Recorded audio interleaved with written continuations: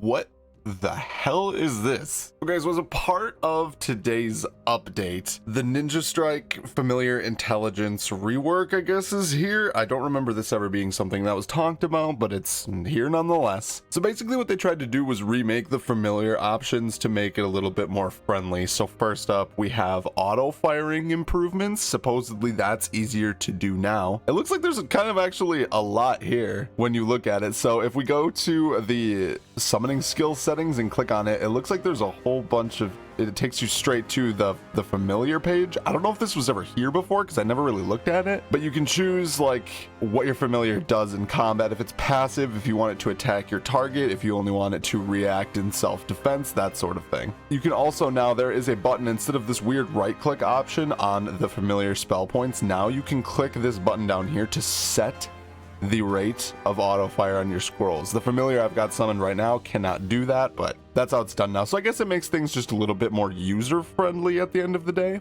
Even still, the interface looks a little wonky. I don't want to have to fully resize it, but I guess I can pull it out of my layout just to see how far you have to expand. So it tells you also the amount of scrolls that you have stored inside of the familiar as well. But yeah, when you squish it down, it looks a little bit strange, but I guess at the end of the day, that doesn't necessarily matter. It was always a little bit scrunched up. There was also a part of this update today called improved cube maps. So from what I understand about this is basically how your environment, like all of the reflective stuff, like if you go near water or anything like that, or direct sunlight, how it affects your character model. So with this, I tried going near like water or anything that causes a decent amount of scenery, and I can't really tell a difference on my character model. The only thing that seems to affect it is going to be shadows. But that being said, I think this is also just laying the framework for the character model update that we'll see in the future. Because at the end of the day, what this really means is they sum it up here. To cut a long explanation short, cube maps mean you'll get better looking, more natural graphics with better reflections across their surfaces. Those of you who felt that newer cosmetics looked washed out in certain environments will now notice that they look much better in almost all circumstances. So at the end of the day, it seems like just one of those things that they're going to do just to slowly bring on board the player avatar refresh. Lastly, this is a comment on the Reddit post of this week for this ninja update.